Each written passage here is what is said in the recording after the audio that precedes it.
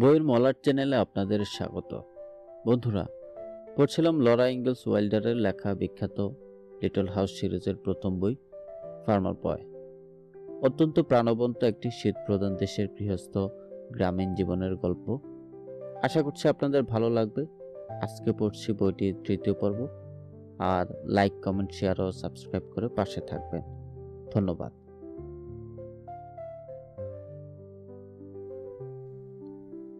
বরফ ঘর তৈরিতে এতই ব্যস্ত ছিল যে বাছুর দুটোকে আর কোনো ট্রেনিং দেওয়ার সময় পায়নি আলমাঞ্জ। তাই সোমবার সকালে বাবাকে বলল, আজ আর স্কুলে যাব না বাবা। বাছুর দুটোকে সময় না দিলে যা শিখিয়েছি সব পড়া ভুলে যাবে। কয়েক সেকেন্ড দাড়ি ধরে টানলো বাবা, চোখ মিটমিট করলো, তারপর বলল, মনে হচ্ছে স্কুলে না গেলে ছোট ছেলেরাও পড়া ভুলে যেতে পারে। কথা ভাবেনি আলমাঞ্জ। কিছুক্ষণ চুপ করে থেকে বলল, তবে ওই বাছুরদের চেয়ে অনেক বেশি দিন ট্রেনিং পেয়েছি আমি। তাছাড়া আমার চেয়ে তো ওরা বয়সে ছোট। গম্ভীর ভঙ্গিতে মাথা ঝাঁকালো বাবা, দাড়ির ফাঁকে হাসির আভাস। মা বলল, থাক না আজ বাড়িতে, একদিন স্কুলে না গেলে আর কত ক্ষতি হবে। তাছাড়া ও ঠিকই তো বলেছে, বাছুর দুটোকে পোষ মানানো দরকার। অনুমতি পেয়ে ছুটে গেল আলমাঞ্জ গোলাঘরে। বাছুর দুটোকে বাইরে বের করে এনে নিজে নিজেই জোয়াল চাপালো ওদের কাঁধে। বপিন এঁটে দিয়ে স্টারের ছোট্ট শিঙে দড়ি বাঁধল। তারপর সারাটা সকাল গোলা প্রাঙ্গণে একটু একটু করে পেছালো, গিডাপ আর ওয়াও বলে চেঁচালো। গিডাপ বললেই আগ্রহের সঙ্গে এগিয়ে আসে ওরা, আর ওয়াও বললেই থেমে দাঁড়িয়ে ওর দস্তানা পরা হাত থেকে গাজর নিয়ে চিপায়। মাঝে মধ্যে এক আধটা কাঁচা গাজর নিজেও মুখে পড়ছে ও। দুপুর হলে বাবা বলল, আজকের মতো যথেষ্ট হয়েছে, বিকেলে ওকে শিখিয়ে দেবে কি করে চাবক বানাতে হয়। ডিনারের পর ওকে নিয়ে জঙ্গলে গিয়ে মজু উট গাছের কয়েকটা ডাল কাটলো বাবা। উটশেডের উপরে বাবার কাজের ঘরে এনে রাখলো আলমাঞ্জ ওগুলো। ডালগুলোর গা থেকে সরু পিতের মতো ছাল কিভাবে ছাড়তে হয় দেখিয়ে দিল বাবা। তারপর শেখালো কি করে বিনুনি করতে হয়। 5টা লম্বা ফিতের গোড়া প্রথমে কষে বাঁধতে হবে, তারপর আঁটো করে বুনতে হবে ওগুলো, যেন গোল হয় চাবকটা। সারাটা বিকেল বাবার পাশে বসে যত্নের সঙ্গে বুনলো ও মজুরের ছালগুলো। নাড়াচাড়ায় বাইরের চামড়াটা খসে পড়ে ধপধপে সাদা দেখাচ্ছে এখন চাবকটা। চাবক তৈরি হওয়ার আগেই সন্ধ্যা হয়ে গেল। এখন দৈনন্দিন কাজগুলো সারতে হবে। পরদিন থেকে আবার স্কুল। কিন্তু রোজ সকালে হিটারের পাশে বসে একটু একটু করে বুনে 5 ফুট লম্বা করে ফেললো ও চাবকটা। এবার বাবার জ্যাক নাইফটা দিয়ে চেঁচে সুন্দর একটা হ্যান্ডেল বানিয়ে ফেললো চাবকের জন্য। তারপর ওই ছালেরই সরু একটা ফিতে দিয়ে শক্ত করে বাঁধলো চাবকের গোড়াটা হ্যান্ডেলের মাথায়। ব্যাস, চাবক তৈরি। আগামী গ্রীষ্মে মুচমুচে হয়ে যাওয়ার আগ পর্যন্ত চমৎকার কাজ চলবে এই চাবকে। 2 দিন প্র্যাকটিস করেই বাবার ব্ল্যাক স্ন্যাক চাবকের সমানেই জোরে আওয়াজ তুলতে পারে ও নিজের চাবকটাতে। এবারও বাছুর দুটোকে শেখাতে পারবে হ বললে যেতে হয় বামে আর গি বললে ডাইনে। এরপর থেকে প্রতি শনিবার সকালে স্টার ও ব্রাইটের ক্লাস নেওয়া শুরু করলো ও গোলা প্রাঙ্গণে। তবে ভুলেও কখনো মারে না ও ওদের, শুধু ফটাস করে ফটকা ফোটানোর আওয়াজ করে ওদের কানের পাশে। ও জানে ওর দ্বারা যে ওদের কোনো ক্ষতি হবে না, এই বিশ্বাসটা জন্মানো দরকার বাছুর দুটোর মনে। যতই ভুল করুক ধমকও দেয় না ও কখনো। ধৈর্যের সঙ্গে শান্ত নরম ভঙ্গিতে শেখায় ও, কারণ ওকে একবার ভয় পেতে শুরু করলে জীবনে কখনো আর খুশি মনে আগ্রহ নিয়ে কাজ করতে পারবে না ওরা। এখন আর সামনে দাঁড়িয়ে গাজরের লোভ দেখাতে হয় না। গিটাফ আর ওয়াও ভালো মতোই শিখে নিয়েছে বাছুর দুটো। যখন গি বলছে ঠিক সেই মুহূর্তে স্টারের কানের পাশে পটকা ফোটানো আওয়াজ তোলে চাবুক দিয়ে। ডান দিকে সরে যাওয়ার চেষ্টা করে স্টার, ফলে ডাইনে ঘুরে যায় দুজনেই। সঙ্গে সঙ্গে হুকুম দেয় ও গিডাপ। কিছু দূর সোজা চলবার পর ব্রাইটের কানের পাশে চাবুক ফুটিয়ে চেঁচিয়ে বলে হ। আওয়াজ থেকে বাঁচবার জন্য ব্রাইট ঘুরে যায় বাঁ দিকে, ফলে স্টারকেও ঘুরতে হয়। কখনো সখনো কথা নেই বার্তা নেই, হঠাৎ লাফিয়ে উঠে দৌড় শুরু করে বাছুর দুটো, সম্ভবত খেলবার আনন্দে। আলমাঞ্জ যতই ওয়াও বলে চেঁচাক, থামে না ওরা। তখন আবার প্রথম থেকে ট্রেনিং শুরু করেও দীর্ঘক্ষণ গিটার আর ওয়াও প্র্যাকটিস করায়। একদিন সকালে খুবই খুশমেজাজে ছিল। কানের পাশে ফটাস আওয়াজ হতেই দৌড় শুরু করলো স্টার আর ব্রাইট। ব্যাঁ ব্যাঁ ডাক ছেড়ে প্রাঙ্গণময় ছুটে বেড়াচ্ছে। আলমাঞ্জোর সামনে দাঁড়িয়ে ওয়াও ওয়াও বলে থামবার চেষ্টা করলো, কিন্তু কোনো লাভ হলো না। ওকে ধাক্কা দিয়ে তুষারে ফেলে দিয়ে দৌড়াতেই থাকলো। সেদিন যেন ওরা ওর কোনো কথাই শুনবে না বলে সিদ্ধান্ত নিয়েছে। রাগে কাঁপছেও, দুঃখে পানি বেরিয়ে এসেছে চোখ দিয়ে। ইচ্ছে হলো লাথি মারে ওগুলোকে, গালি দেয়, চাবুকের হাতলটা ঠুকে দেয় ওদের মাথায়। কিন্তু এসবের কিছুই করলো না আলমাঞ্জো। চাবুক রেখে স্টারের শিঙে রশি বাঁধল, আবার শুরু করলো প্রথম থেকে গিট আপ ওয়াও। ঘটনাটা বাবাকে একসময় খুলে বলল আলমাঞ্জো। ভেবেছিল ওর ধৈর্য দেখে বাবা হয়তো কোল্টগুলোকে দলাই মলাই না হোক অন্তত চিরুনি দিয়ে আছড়ে দেওয়ার অনুমতি দেবে ওকে। কিন্তু বাবা ওদিকে দিয়ে গেলই না। বলল, হ্যাঁ বাপ, খুব ধৈর্য দরকার, এইভাবেই চালিয়ে যাও, দেখবে দারুণ একজোড়া ষাঁড় হয়েছে ও দুটো। ঠিক পরের শনিবার ওর প্রতিটা নির্দেশ মেনে চলল স্টার ও ব্রাইট। এতই বাধ্য যে চাবুক ফোটানোর কোনো দরকারই পড়ছে না, যা বলে তাই করে। তবু ফটাফট আওয়াজ করলো ভালো লাগে বলে। সেদিনই ফরাসি দুই ছেলে পিয়েখ আর লুই এলো আলমাঞ্জোর সঙ্গে দেখা করতে। পিয়েখের বাবা হচ্ছে লেজি জন, লুইর বাবা ফ্রেঞ্চ জো। অনেক ভাই বোনের সঙ্গে ওরা বনের মধ্যে ছোট ছোট ঘর বানিয়ে থাকে, আর সারাক্ষণ শিকার, মাছ ধরা আর জাম কুড়ানো নিয়ে মত্ত থাকে। স্কুলে যেতে হয় না ওদের, তবে প্রায়ই আসে ওরা আলমাঞ্জোর কাছে, কখনো কাজে কখনো খেলতে। আলমাঞ্জোর বাছুর ট্রেনিং দেয়া দেখলো ওরা কিছুক্ষণ। আজ ওর প্রতিটা নির্দেশ মেনে চলছে স্টার আর ব্রাইট। তাই হঠাৎ আলমাঞ্জোর মাথায় একটা বুদ্ধি খেলল। জন্মদিনে পাওয়া সুন্দর হ্যান্ড স্লেটটা বের করে এনে বাছুরদের জোয়ালের সঙ্গে কায়দা করে জুতে নিল।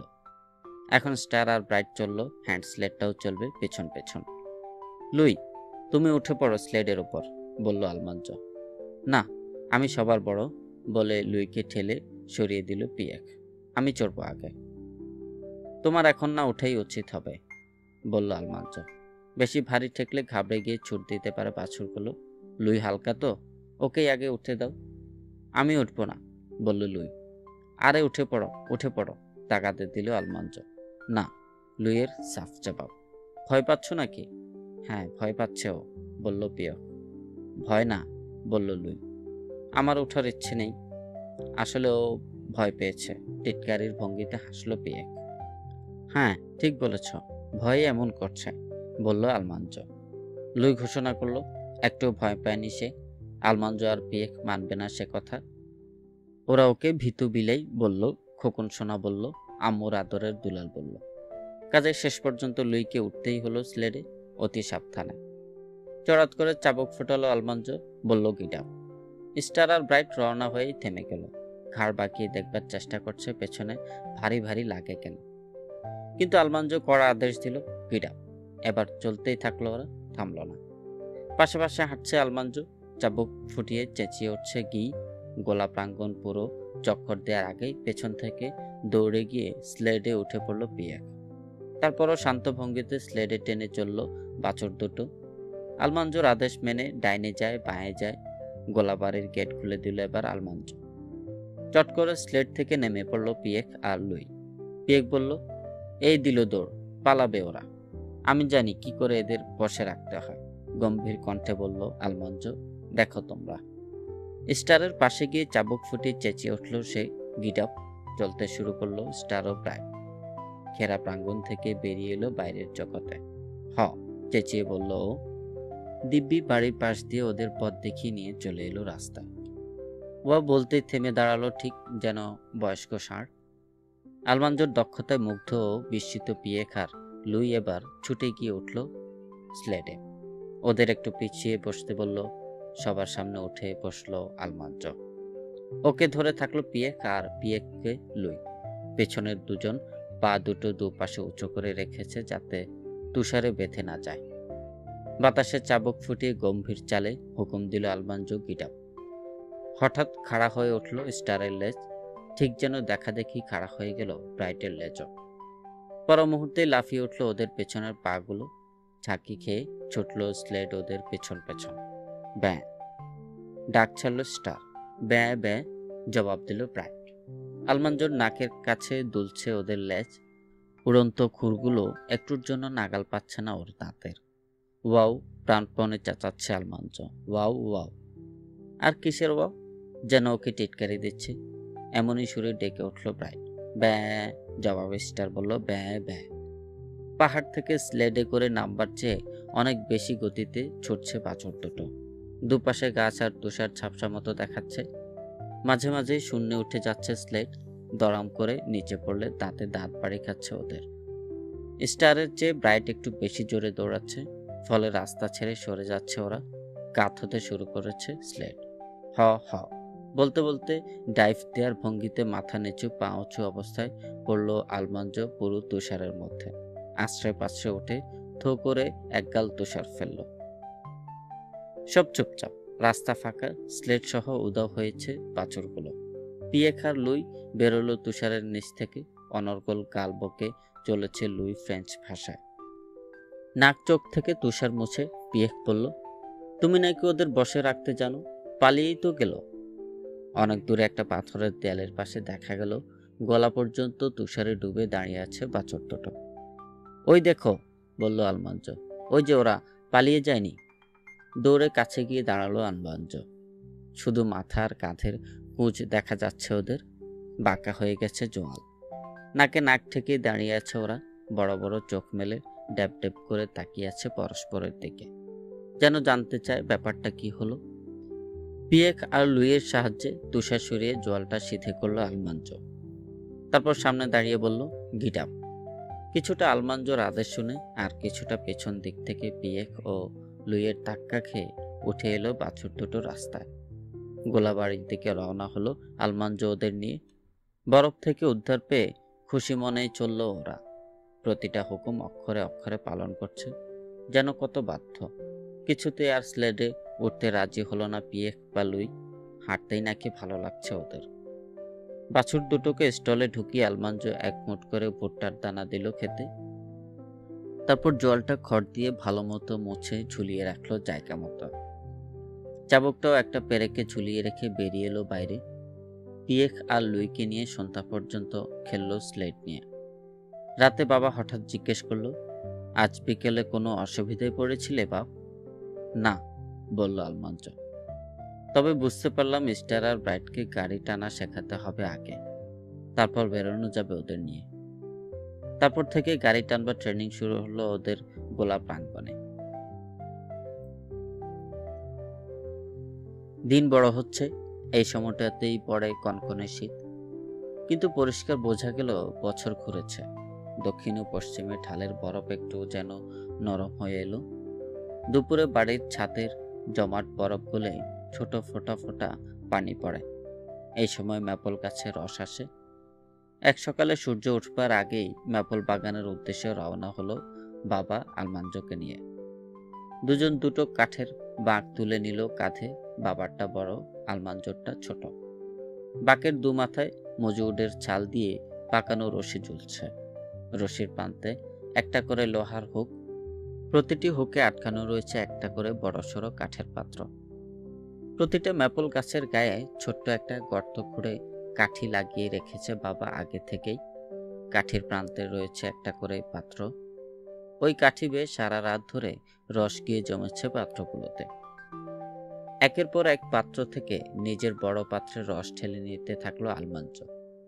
বাঁকের দুটো পাত্রই ভর্তি হয়ে গেলে মস্ত এক কড়াইয়ের মধ্যে রস ঠেলে দিয়ে আবার ছুটছে এক গাছ থেকে আরেক গাছে, সংগ্রহ করছে রস।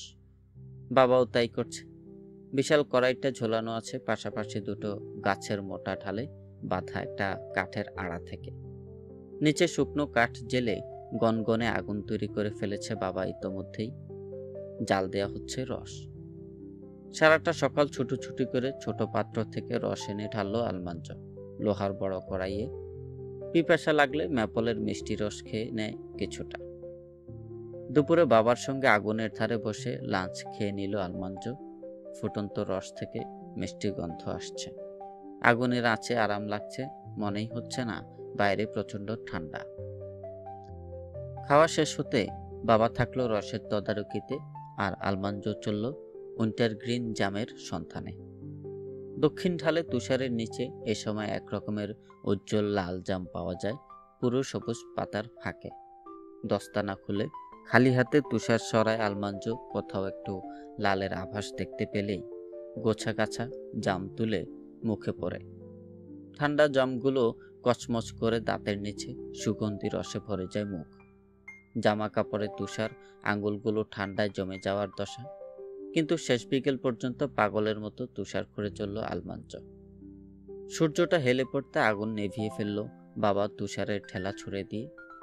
প্রথম কিছুক্ষণ ফোসফাস করলো বটে, প্রচুর বাষ্প ছাড়ল, কিন্তু অল্পক্ষণেই ঝিমিয়ে এলো আগুন। এবার ফুটন্ত সিরাপ ঢালল বাবা পাকের সঙ্গে আটকানো বড় পাত্রে।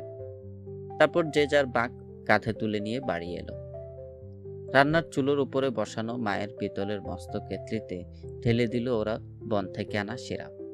এবার আলমাঞ্জো লেগে পড়ল দৈনন্দিন কাজে, আর বাবা গেল বাকি সিরাপ আনতে।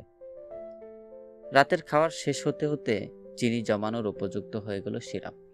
মা এবার কয়েকটা 4.5 সেরি দুধের বাটিতে ঢেলে রাখলো ওগুলো। সকালে উঠে দেখা যাবে শক্ত হয়ে জমে বাদামি রঙের মস্ত কয়েক চাকা গুড় হয়ে গেছে ওগুলো। মা ওগুলো ভাড়ার ঘরের উঁচু তাকে তুলে রাখবে সাজিয়ে। যতদিন রস ঝরল ততদিনই রোজ সকালে বাবার সঙ্গে গেল আলমাঞ্জো। রস জাল দিয়ে সিরাপ নিয়ে ফিরল সন্ধ্যায়। আর প্রতিদিনই মস্ত কয়েক চাকা গুড় তৈরি করে তাকে সাজিয়ে রাখলো মা। আগামী 1 বছর চলবার মতো গুড় তৈরি হয়ে গেলে শেষ দিনের সমস্ত সিরাপ কয়েকটা জগে ঢেলে তলকুঠুরিতে রেখে দেওয়া হলো সারা বছর ব্যবহারের জন্য। স্কুল থেকে ফিরে আলমাঞ্জোর মুখে গন্ধ পেয়ে হাউমাউ করে উঠল অ্যালিস। খুব উইন্টার গ্রিন জাম খাওয়া হচ্ছে, এটা ভয়ানক অন্যায়। ছেলেরা রস পাড়বে, মজা করে জাম খাবে, আর আমরা বুঝি খালি লেখাপড়াই করব। আলমাঞ্জোর কাছ থেকে কথা আদায় করলো ও দক্ষিণ ঢালের ট্রাউট রিভারের দিকটায় ওকে না নিয়ে একা যাবে না। পরের শনিবার দুজনে মিলে প্রায় চষে ফেলল দক্ষিণের ঢাল। তুষারের নিচে লাল চোখে পড়লেই চিৎকার করে ঝাঁপিয়ে পড়ছে ওরা, মুঠো মুঠো পড়ছে মুখে, একে অপরকে সাধছে, হাসছে প্রাণ খুলে। ফিরবার সময় এক গাথা পুরু সবুজ পাতা নিয়ে এলো আলমাঞ্জো। অ্যালিস সেগুলো ভরল বড় একটা বোতলে। মা সেই বোতলটা হুইস্কি দিয়ে ভরে রেখে দিল ভাড়ার ঘরে কেক বিস্কিটের সুগন্ধি হিসেবে ব্যবহার করা যাবে ভবিষ্যতে। বরফ গলতে শুরু করলো। ওক, ম্যাপল, বিচের ডাল গা থেকে ছেড়ে ফেলল তুষার। সিডার, সপ্রুসও মুক্ত করলো নিজেদের। গোলাখোরার বাড়ির ছাদ থেকে ফোঁটা ফোঁটা বরফ গলা পানি পড়ে নিচের তুষারের গর্ত করছিল বেশ কদিন ধরে। এবার হুড়মুড় করে ধসে পড়ল সব একই সঙ্গে। এদিকে ওদিকে জেগে উঠছে ভেজা মাটি, দ্রুত দূর হয়ে যাচ্ছে তুষার ও বরফের চিন্তা। কদিন পর শেষ হয়ে গেল শীতকালীন স্কুল, এসে গেছে বসন্ত।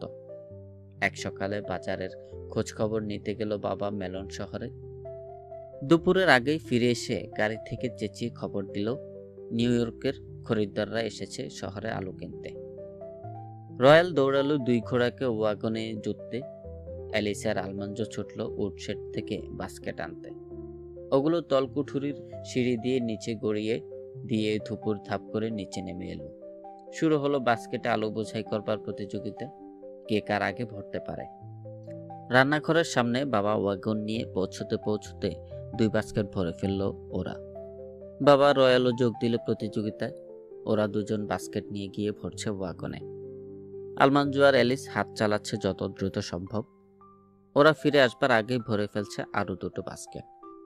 আলমাঞ্জো শত চেষ্টা করেও অ্যালিসের সঙ্গে পারছে না। মেশিনের মতো চলছে অ্যালিসের 2 হাত। শরীরটা একবার পাক খেয়ে ঘুরছে আলুর গাদার দিকে, আবার ফিরছে বাস্কেটের দিকে। স্কার্টটা পুরো এক চক্কর ঘুরবার সুযোগ পাচ্ছে না, তার আগেই অন্যদিকে ফিরছে ও। লম্বা চুল সরাতে গিয়ে গালে দাগ লেগে গেছে, তাই দেখে হেসে উঠল আলমাঞ্জো। তারপর অ্যালিসকে হাসতে দেখে বুঝলো ওরও একই অবস্থা হয়েছে। অ্যালিস বলল, নিজের চেহারাটা আয়নায় একটু যদি দেখতে তাহলে আর হাসতে না। একের পর এক বাস্কেট ভরে চলল ওরা। 1 সেকেন্ডও অপেক্ষা করতে হলো না বাবা রয়্যালকে। ওয়াগন ভরে যেতে বাবা ছুটল শহরের দিকে। বাবা ফিরে আসতে আসতে দুপুর গড়িয়ে গেল। বাবাকে চারটে খেয়ে নিতে বলে ওরা তিনজনই এবার ভরে ফেলল ওয়াগন, আবার চলে গেল ওয়াগন মেলনে। গোলাবাড়ির দৈনন্দিন কাজ সেদিন অ্যালিস সাহায্য করলো রয়্যাল আর আলমাঞ্জকে। সাপার খেতে এলো না বাবা, ফিরল রাত করে। জেগে বসেছিল রয়্যাল, ক্লান্ত ঘোড়াগুলোর দলাই মলাই আর আঁচড়ানোর কাজে সাহায্য করলো বাবাকে। পরদিন খুব ভোরে মোম জেলে সেই আলোয় ওয়াগন ভরে ফেললো ওরা। সূর্য উঠবার আগেই রওনা হয়ে গেল বাবা আলুর চালান নিয়ে। এভাবে চলল সারাটা দিন। তৃতীয় দিন নিউ ইয়র্ক শহরের দিকে রওনা হলো আলু ভর্তি ট্রেন। বাবার সমস্ত আলু ট্রেনে উঠে গেছে ততক্ষণে। প্রতি বুশল $1। আমাদের মোট হয়েছে 500 বুশল। রাতে খেতে বসে বলল বাবা মাকে, শীতের আগে তোমাকে বলেছিলাম না বসন্তকালে দাম বাড়বে অনেক। তার মানে $500 জমলো আরো ব্যাংকে। বাবার বিচক্ষণতায় গর্বে বুকটা ভরে গেল আলমাঞ্চর। বাবা জানে কি করে ভালো আলু ফলাতে হয়, জানে কখন গুদামে রেখে দিতে হয়, কখন বিক্রি করতে হয়। বাহ, চমৎকার! খুশি হয়ে বলল মা। একটু পরেই বলল আবার, যাক, জায়গাটা খালি হয়েছে যখন, কাল সকাল থেকে লেগে পড়বো আমরা ঘর পরিষ্কারের কাজে। ঘর পরিষ্কারের কাজ ভালো লাগে না আলমাঞ্চর। কার্পেটের চারপাশে গাঁথা পেরেকগুলো তুলতে হবে প্রথমে, তারপর বাইরে নিয়ে গিয়ে ঝুলাতে হবে কাপড় শুকানো রশিতে, তারপর লম্বা লাঠি দিয়ে দমাদম পিটাতে হবে যতক্ষণ না ধুলো বেরোনোর বন্ধ হয়। গোটা বাড়ির সব কিছু নাড়াচাড়া হবে এই সুযোগে, ঘষে মেজে চকচকে করা হবে। সমস্ত পর্দার কম্বল ধোলাই হবে, পালকের ল্যাপ তোষক বাইরে বের করে রোদে দেওয়া হবে। সকাল থেকে সন্ধ্যা পর্যন্ত দৌড়ের ওপর থাকতে হবে আলমাঞ্জকে। এই পানি তুলছে পাম্প করে, ওই ছুটছে কাঠ আনতে। কাঠের মেঝে ঘষা মাজা হয়ে গেলে পরিষ্কার শুকনো খড় এনে বিছাতে হবে প্রত্যেকটা ঘরে। তারপর কার্পেট বিছানো হয়ে গেলে টান টান করে ধরে পেরেক মারতে হবে চারপাশে। কয়েকদিন কেটে গেল তলকুঠুরিতেও। রয়্যালের সঙ্গে তরকারির বাক্সগুলো খালি করলো। পচা আপেল, গাজর আর শালগম আলাদা করে ভালোগুলো সাজিয়ে রাখলো নতুন বাক্সে। তারপর জগ, জার, বাস্কেট যা ছিল সব সরিয়ে রাখা হলো উডশেডে। এবার মেঝে দেয়াল সব মেঝে ঘষে চুনকাম করা হলো গোটা তলকুঠুরিতে। আয় হায়, ওরা কাজ সেরে উঠে আসতেই চেঁচিয়ে উঠল মা।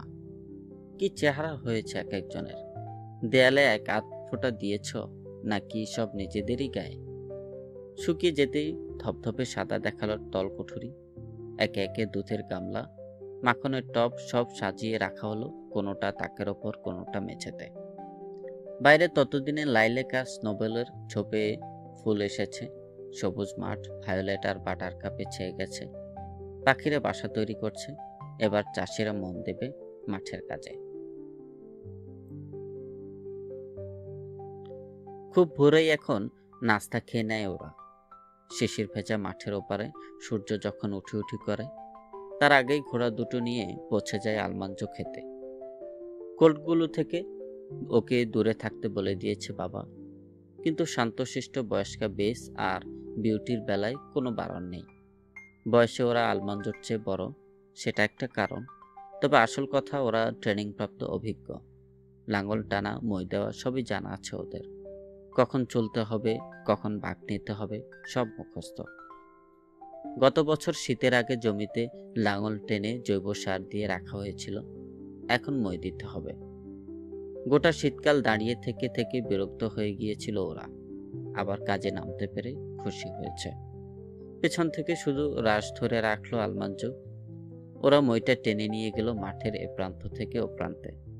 মইটা ঘুরিয়ে ঠিক জায়গা মতো বসিয়ে গিটাপ বললেই আবার টেনে নিয়ে গেল অপর প্রান্তে। আশপাশের মাঠে মই দিচ্ছে আরও অনেক ছেলে। উত্তর দিকে দূরে দেখা যাচ্ছে রূপালী ফিতের মতো সেন্ট লরেন্স নদী। জঙ্গলগুলোকে মনে হচ্ছে যেন সবুজ মেঘ। পাথুরে দেয়ালের ওপর বসে লেজ নাচাচ্ছে পাখিরা, ছুটোছুটি করছে কাঠবিড়ালি। ঘোড়ার পেছনে হাঁটছে আলমাঞ্জ, শীষ দিচ্ছে। পুরো মাঠটা সোজাসুজি একবার মই দেওয়া হয়ে যেতে আড়াআড়িভাবে আবার একবার মই দিল। বড় মাটির চাকাগুলো ভেঙে ছোট হয়ে এসেছে। কাজ চালিয়ে গেল আলমাঞ্জ। জমিটাকে একেবারে মসৃণ করে তুলতে হবে। এক সময় শীষ থেমে গেল ওর, খিদে লেগেছে। কিন্তু দুপুর আর হয়ই না। মনে হলো কয়েক যুগ পর সূর্যটা উঠে এলো মাথার ওপর। ছোট হয়ে গেল ওর ছায়াটা। এতক্ষণে কাছে দূরে বেশ কয়েকটা শিঙা বেজে উঠল। মায়ের টিনের বড় ডিনার হর্নের মধুর আওয়াজও ভেসে এলো। বেশ আর বিউটি দুজনেই কান খাড়া করলো। তারপর দ্রুত পায়ে ক্ষেতের ওপর দিয়ে কোনাকুনি হেঁটে বাড়ির দিকের প্রান্তে গিয়ে থামল। মইটা খুলে মাঠে ওটা রেখে দিয়ে ঘোড়া দুটোর গলায় রশি পরালো আলমাঞ্জ। তারপর উঠে বসলো বিউটির চওড়া পিঠে। প্রথমে ঘোড়াগুলো নিয়ে পাম্প হাউসে চলে এলো ও।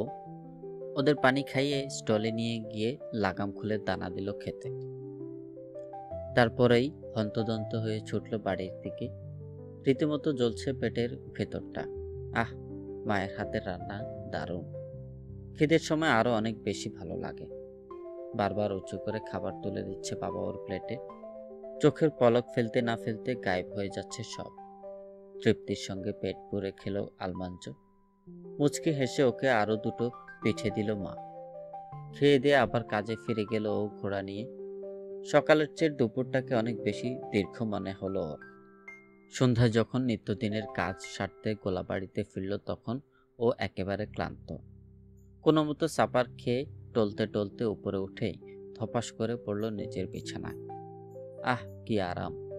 চাদরটা বুক পর্যন্ত টেনে তুলবার আগেই তলিয়ে গেল গভীর ঘুমে। মনে হলো 1 মিনিটও হয়নি। মোমবাতি হাতে ডাকছে মা সিঁড়িতে দাঁড়িয়ে। এসে গেছে আরেকটা দিন। বসন্তকালে খেলবার সময় নেই, এমনকি একটু বিশ্রাম পাওয়াও কঠিন। বরফ সরে যেতেই হঠাৎ করেই জীবন্ত হয়ে ওঠে মাটি। আগাছা আর ঘাস, ঝোপঝাড়, লতা যে যেভাবে পারে লেগে যায় মাঠ দখলের প্রতিযোগিতায়। এগুলোর বিরুদ্ধে যুদ্ধে নামতে হয় চাষিকে লাঙ্গল, মই আর কোদাল নিয়ে। মাটি প্রস্তুত করে চট করে বনে দিতে হয় বীজ। বীরের মতো যুদ্ধ করছে আলমাঞ্জ সকাল থেকে সন্ধ্যা পর্যন্ত। সারাদিন কাজ, সারা রাত ঘুম, উঠেই আবার কাজ। আলু বুনবার জন্য মাঠ তৈরি হয়ে যেতেই তলকুঠুরিতে রাখা বীজ আলু টুকরো করলো ও রয়্যালের সঙ্গে। প্রত্যেক টুকরোয় 2-3টে করে চোখ যেন থাকে সেদিকে লক্ষ্য রাখলো। ওদিকে বাবা মাঠে দাগ দেওয়ার কাজে ব্যস্ত। লম্বা একটা কাঠের মুড়ির গায়ে গর্ত করে 3.5 ফুট দূরে দূরে ঢোকানো হয়েছে চোখা কাঠের গোঁজ। জমির এক প্রান্ত থেকে আরেক প্রান্ত পর্যন্ত টেনে নিয়ে যাচ্ছে একটা খোঁড়া কাঠের মুড়িটাকে। গোঁজ গাঁথা থাকায় কয়েকটা সরু খাল তৈরি হচ্ছে জমিতে। গোটা জমিতে লম্বালম্বি দাগ টানা হয়ে গেলে আবার টানা হলো আড়াআড়ি ভাবে। ফলে ছোট ছোট অসংখ্য চৌকোনা ঘর তৈরি হলো জমিতে। এবার শুরু হলো আলু বোনা। বাবা আর রয়্যাল কোদাল নিয়ে আসছে পিছু পিছু। অ্যালিস আর আলমাঞ্জ দুটো বালতিতে আলুর টুকরো নিয়ে চলেছে আগে আগে। যেখানে একটা দাগের উপর দিয়ে আরেকটা দাগ গেছে সেখানে একটা করে আলুর টুকরো ফেলছে অ্যালিস আর আলমাঞ্জ। বাবা আর রয়্যাল ওর উপর ধুলো মাটি ফেলে কোদাল দিয়ে চেপে বসিয়ে দিচ্ছে। কাজটা মজার। সবাই খুশ মেজাজে গল্প করতে করতে এগোচ্ছে। মাটির টাটকা সুগন্ধ আসছে নাকে। বাতাসে উঠছে উচ্ছল অ্যালিসের চুল। ছোট দুজন চেষ্টা করছে যত তাড়াতাড়ি সম্ভব আলুর টুকরো ফেলে সারের শেষ মাথায় পৌঁছে যেতে। কারণ 1 মিনিট সময় পেলেই এক ছুটে সীমানা প্রাচীরের গায়ে পাখির বাসা খোঁজা যাবে কিংবা গিরগিটি তাড়া করা যাবে।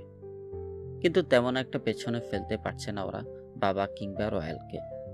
গমগমে কণ্ঠে হাঁক ডাকছে বাবা, চলো চলো চলো, আগে বাড়ো বাপ, আগে বাড়ো। সকাল থেকে সন্ধ্যা পর্যন্ত 3 দিন কাজ করে শেষ করলো ওরা আলু বোনা। এরপর শুরু হলো শস্য বুনবার কাজ। সাদা রুটির জন্য গম, তারপর জব, জই, মটর বোনা হলো আলাদা আলাদা জমিতে।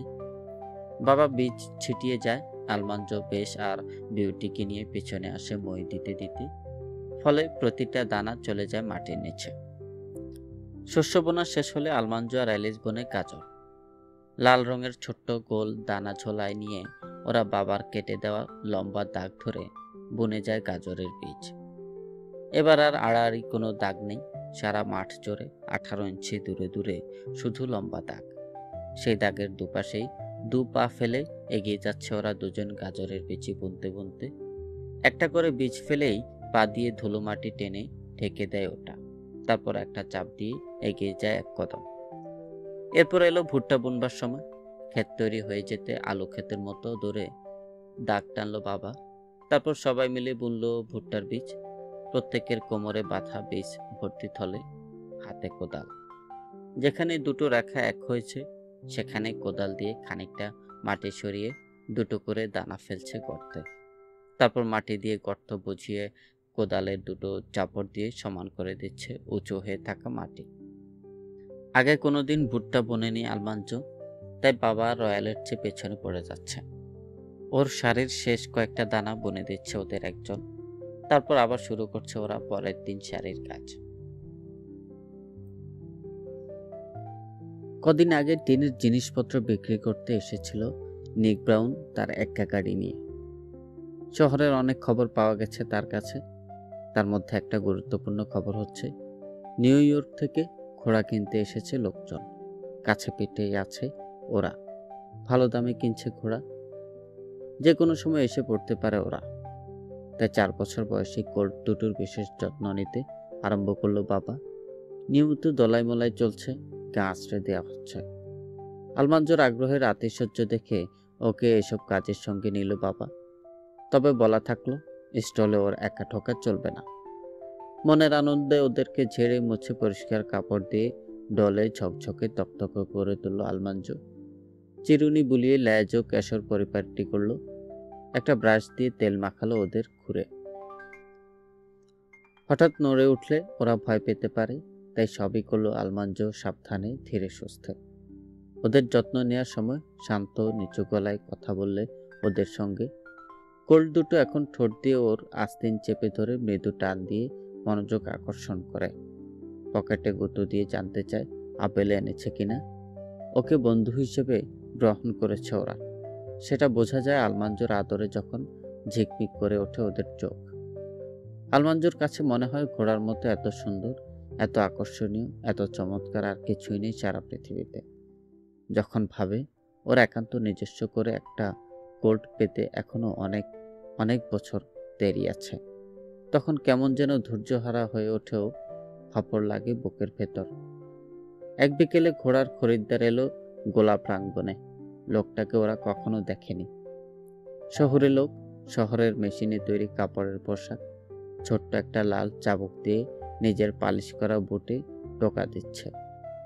চোখ দুটো নাকের দুপাশে খুব কাছাকাছি বসানো, গোঁফ জোড়া মোম দিয়ে পাকানো। কোল্ট দুটোকে বের করে আনলো বাবা।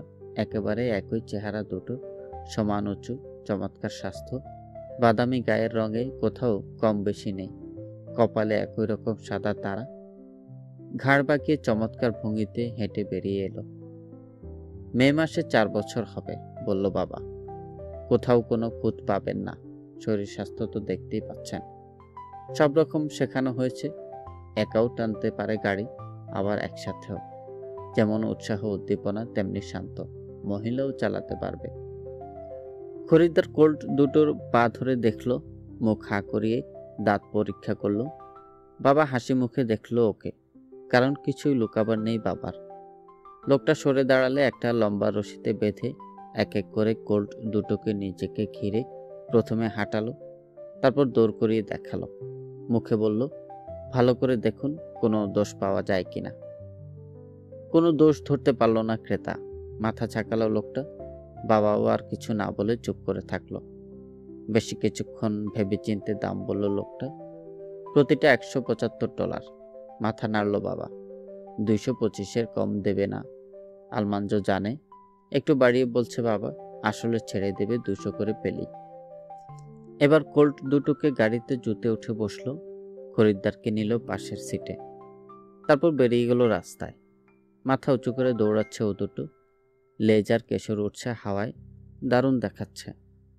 আলমাঞ্জো দৈনন্দিন কাজ ফেলে দাঁড়িয়ে থাকলো দরদাম কিভাবে এগোয় দেখতে। গাড়ি যখন ফিরে এলো তখনও দামে বনেনি ওদের। বাবা নিজের দাড়ি টানছে আর লোকটা চোখা করছে গোফের প্রান্ত। লোকটা বাবাকে বোঝাবার চেষ্টা করলো, কোল্ট দুটোকে নিউ ইয়র্কে নিয়ে যাওয়ার খরচা আছে, তাছাড়া বাজার এখন মন্দা। 2 পয়সা লাভ না হলে কারবার কিসের। প্রথমেই অনেক বেশি বলে ফেলেছে সে। 175-এর ওপর আর কিছু দেওয়ার উপায় নেই। বাবা বলল, বেশ তো, মাঝামাঝি একটা দামে রফা হতে পারে, $200। ব্যাস, এর নিচে আমি বেচব না। কিছুক্ষণ ভেবে নিয়ে মাথা নাড়ল লোকটা। না, তাহলে আর হচ্ছে না এত দামে। ঠিক আছে, বাবা বলল। মনে কষ্ট নেবেন না, কথা আমাদের শেষ। তবে আপনি আমাদের সঙ্গে সাপার খেয়ে গেলে আমরা খুশি হব। কোল দুটোকে গাড়ি থেকে খুলছে বাবা। খরিদ্দার বলল, সারানাক এর চেয়ে ভালো ঘোড়া বিক্রি হচ্ছে $175। কোনো জবাব না দিয়ে কোল দুটোকে নিয়ে বাবা যখন ওদের স্টলের দিকে এগোচ্ছে, তখন তাড়াহুড়ো করে বলল লোকটা, ঠিক আছে, 200 দেব। ঠকা হয়ে যাবে আমার, তবু ধরুন, এই যে বায়না। পকেট থেকে মোটাসোটা মানি ব্যাগ বের করে $200 এগিয়ে দিল বাবার দিকে। কাল ও দুটোকে শহরে পৌঁছে দিয়ে বাকি টাকা নিয়ে আসবেন। সাপারে থাকতে পারছে না বলে দুঃখ প্রকাশ করে চলে গেল লোকটা ওর ঘোড়ায় চেপে। বাবা রান্নাঘরে গিয়ে মায়ের হাতে দিল টাকাগুলো। চোখ কপালে উঠল মায়ের। বলো কি, এত টাকা বাড়িতে থাকবে সারা রাত? এখন আর শহরে গিয়ে ব্যাংকে জমা দেওয়ার সময় নেই, বলল বাবা। বিপদের সম্ভাবনা তো দেখি না, আমরা ছাড়া আর কেউ জানে না টাকার কথা। আয় হায়, গেল আমার ঘুম। সারা রাত চোখের পাতা এক করতে পারবো না আজ।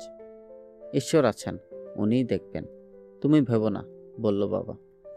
এ পর্যন্ত দেখে দুধের বালতি নিয়ে ছুটল আলমাঞ্জ গোলাবাড়ির দিকে। ঠিক সময় মতো সকাল বিকেল দুধ না দোয়ালে গরুর দুধ কমে যায়। দুধ দুইয়ে স্টল পরিষ্কার করে সবকটা পশুকে খাবার দিয়ে ঘরে ফিরতে ফিরতে আজ রাত 8টা বেজে গেল। ওর জন্য খাবার গরম করে রেখেছে মা। টাকাটার ব্যাপারে দুশ্চিন্তায় থাকায় চাপার খাওয়া আজ জমল না। একা মা নয়, সবারই মনটা ভার হয়ে আছে। বলা তো যায় না, খারাপ কিছু ঘটে যেতে কতক্ষণ। প্রথমে ভাড়ার ঘরে লুকিয়ে রেখেছিল মা টাকাগুলো। কিছুক্ষণ পরেই ওখান থেকে সরিয়ে নিয়ে রেখেছে কাপড় রাখবার ক্লোজিটে। তার কিছুক্ষণ পরেই শোনা গেল মা বিড়বিড় করে বলছে, মনে হয় না কেউ ভাবতে পারবে যে ক্লোজিটের মধ্যে কাপড়ের ভাঁজে টাকাগুলো। আরে কিসের শব্দ! লাফিয়ে উঠল ঘরের সবাই, দম আটকে কান পেতে শুনছে। কে যেন বাড়ির চারপাশে ঘুরছে। ফিসফিস করে বলল মা। জানালার বাইরে ঘন অন্ধকার, কিছুই দেখা যাচ্ছে না। না, কিছু না, বলল বাবা চাপা গলায়। আমি বলছি আমি শব্দ শুনেছি। আমি শুনিনি, বলল বাবা। রয়্যাল, বলল মা, দেখো তো কে। রান্নাঘরের দরজা খুলে বাইরে তাকালো রয়্যাল। একটু পরে বলল, কিছু না, একটা বাজে কুত্তা। ভাগাও ওটাকে, বলল মা। রয়্যাল বাইরে গিয়ে ওটাকে তাড়িয়ে দিয়ে এলো। কুকুরের কথা শুনে কেমন যেন করে উঠল আলমাঞ্জোর মনটা। ওর খুব শখ কুকুর পোষে, কিন্তু বাবা রাজি হয় না। ছোটগুলো পা দিয়ে আছড়ে বাগান নষ্ট করে, মুরগিকে তাড়া করে, ডিম খেয়ে নেয়। আর বড় কুকুর রেগে গেলে ভেড়া মেরে ফেলতে পারে। তাছাড়া মাও বলে অনেক জানোয়ার আছে এখানে, নোংরা একটা কুকুর নাই থাকলো। পা ধুচ্ছে আলমাঞ্জ, এবার শুতে যাবে। এমন সময় পিছনের আঙিনায় খচমচ আওয়াজ হলো। বড় হয়ে গেল মায়ের চোখ। কিছু না, ওই কুকুরটাই, বলে দরজা খুলল রয়্যাল।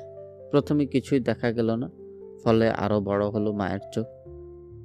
তারপর ঘরের সবাই দেখতে পেল ওটাকে, মস্ত বড় একটা কুকুর, কিন্তু শুকিয়ে হাড় জিরজিরে হয়ে গেছে, লোমের নিচে পাঁজর দেখা যাচ্ছে।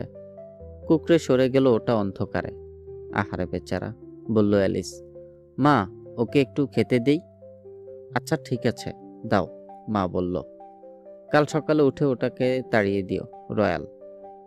একটা টিনের থালায় কিছু খাবার নিয়ে দরজার কাছে মাটিতে নামিয়ে রাখলো অ্যালিস। কিন্তু ভয়ে কাছে আসছে না কুকুরটা। তবে আলমাঞ্জো যেই দরজাটা লাগিয়ে দিল, অমনি শোনা গেল চিবানোর শব্দ। খাচ্ছে। দুইবার পরীক্ষা করে দেখলো মা সব দরজায় ঠিকমতো তালা দেওয়া হয়েছে কিনা।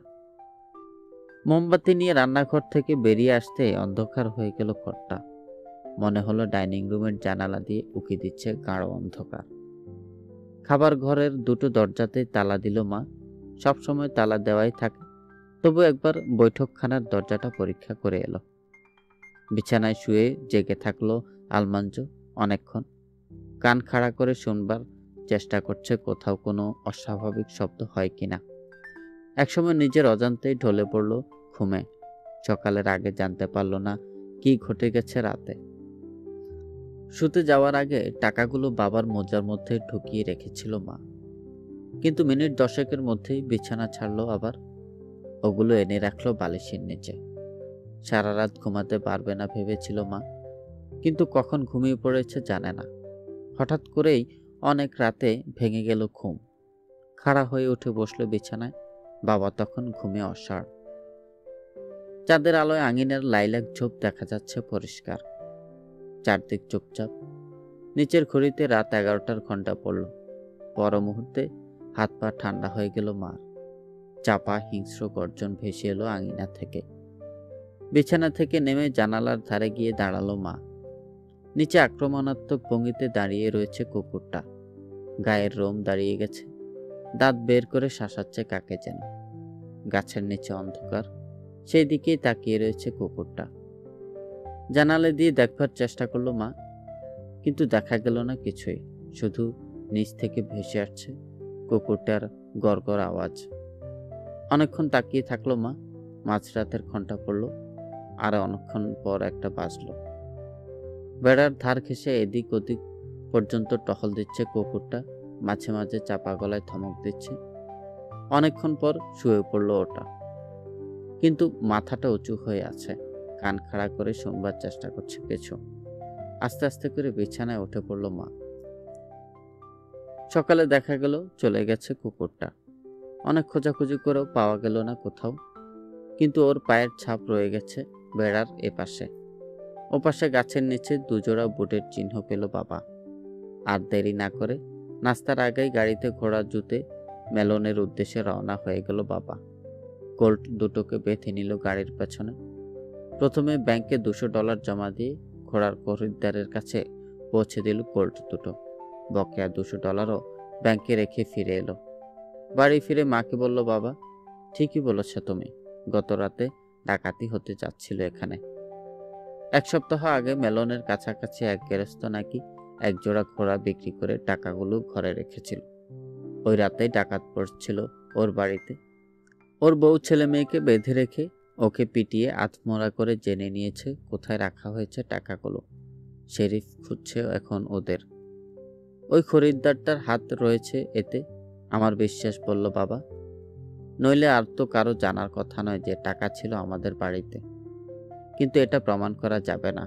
খোঁজ নিয়ে জানলাম লোকটা কাল সারা রাত হোটেলেই ছিল। মায়ের ধারণা ওদের পাহারা দেওয়ার জন্য কুকুরটাকে পাঠানো হয়েছিল ঈশ্বরের তরফ থেকে। আলমানজোর ধারণা অ্যালিস খেতে দিয়েছে বলেই থেকে গিয়েছিল ওটা। ওকে পাঠিয়ে ঈশ্বর আমাদের হয়তো পরীক্ষা করলেন, বলল মা। আমরা কুকুরটাকে দয়া দেখানোয় আমরাও কৃপা পেলাম ঈশ্বরের। কুকুরটাকে আর কোনোদিন দেখা গেল না ধারে কাছে। খুব সম্ভবত হারিয়ে গিয়ে দুয়ারে দুয়ারে ঘুরছিল ওটা। খেতে না পেয়ে দুর্বল হয়ে পড়েছিল। অ্যালিসের দেওয়া খাবার খেয়ে শক্তি ফিরে পেয়ে চলে গেছে বাড়ির পথে।